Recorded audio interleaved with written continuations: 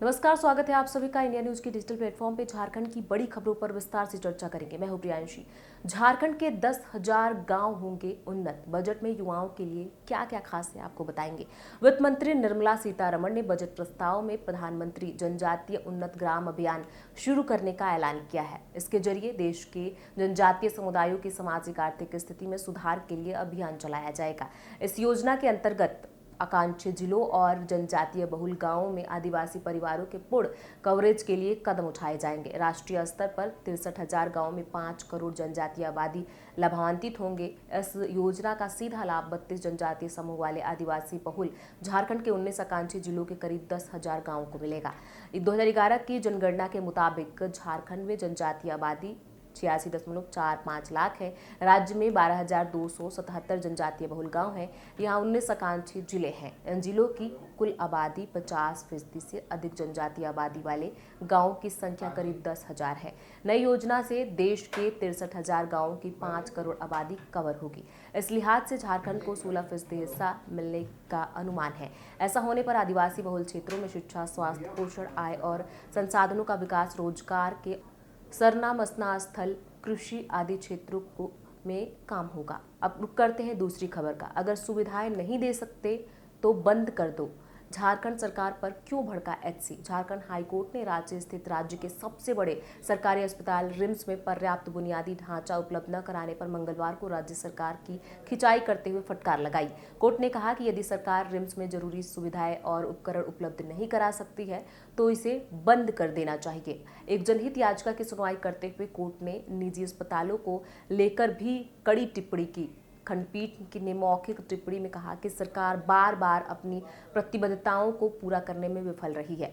अदालत ने कहा कि सरकार द्वारा दायर हल्फनामों और अत्याधुनिक सुविधा उपलब्ध कराने के दावों से ऐसा लगता है कि हम किसी विदेशी देश में हैं, हालांकि वास्तविकता कुछ और ही है। हाईकोर्ट ने कहा कि रिम्स में सुविधाओं की कमी के कारण मरीज निजी अस्पतालों और नर्सिंग होम में जाने को मजबूर हैं, जबकि इनमें से अधिकांश चिकित्सा केंद्रों के पास क्लिनिक एस्टेब्लिशमेंट एक्ट के तहत आवश्यक उचित लाइसेंस नहीं है। निजी अस्पतालों पर कड़ी टिप्पणी करते हुए कोर्ट ने कहा कि निजी अस्पताल मरीजों के स्वास्थ्य की देखभाल करने के बजाय धन की देखभाल करने में लिप्त हैं। अदालत ने सरकार को निर्देश दिया है कि एक ताजा स्टेटस रिपोर्ट दाखिल करें और बताएं कि बिना उचित लाइसेंस के चल रहे अस्पतालों और नर्सिंग होम के खिलाफ क्या कार्रवाई की गई है।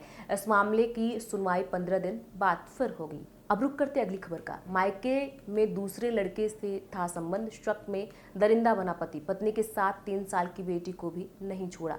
रांची के बुढ़मू थाना क्षेत्र के साड़म की रहने वाली विवाहित संगीता देवी और उसकी 3 वर्षीय पुत्री अनुष्का की हत्या की गुत्थी पुलिस ने सुलझा ली है।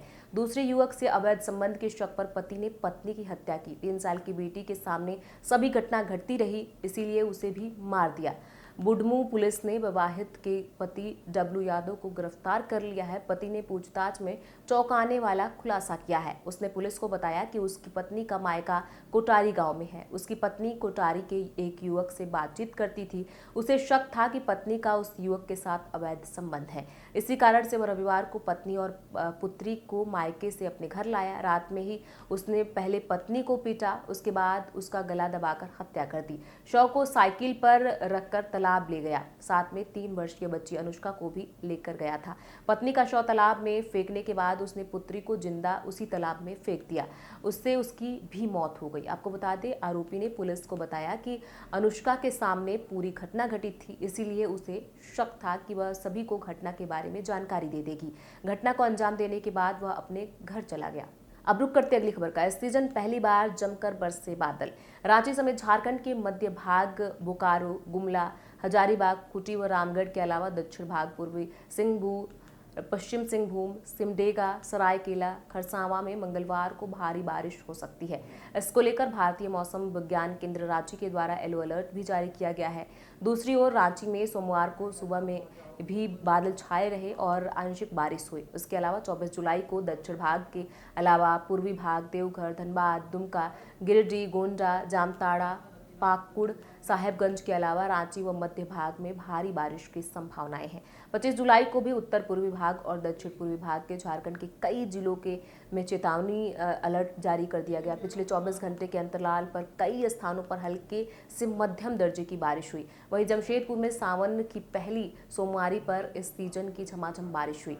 दोपहर के बाद देर रात तक बारिश जारी रही। जमशेदपुर व आसपास के क्षेत्रों में सुबह 8:30 बजे से देर शाम तक 38.8 मिमी बारिश रिकॉर्ड की गई। इसके बाद 9-9:30 बजे से देर रात तक भी बारिश हुई। मौसम विभाग का कहना है कि हाल के 2-3 दिनों में बारिश का सिलसिला जारी रहेगा। इससे कोल्हान के लोगों को राहत मिलने के आसार हैं। काफ़ी समय से लोगों को इस बारिश का इंतजार है। झारखंड की बड़ी खबरों पर विस्तार से चर्चा करते रहेंगे। इन खबरों पर आपकी क्या राय है, हमें कमेंट बॉक्स में लिख के जरूर बताएं। बहुत बहुत शुक्रिया।